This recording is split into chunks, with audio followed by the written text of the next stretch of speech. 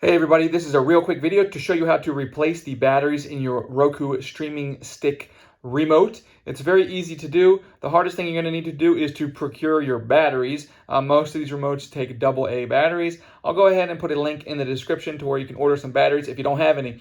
And once you get your batteries, all you need to do is come in here and you're going to put some pressure and slide this casing off of the back. You're going to slide it down until you're able to pop it off. And once you pop it off, you're just going to pull the batteries out. Now, it does have this tab in here which kind of holds the batteries in, which makes it a little bit hard. The best thing to do is if you have like a little knife or something that you can kind of get in here at the top and pop the batteries out, you can just go ahead and pop those batteries out there. And once you get them out, you just pop your new batteries in and then do the opposite with your case. Put the case back on, slide it back up until it clicks, and you're done. Your batteries have been replaced in your Roku remote.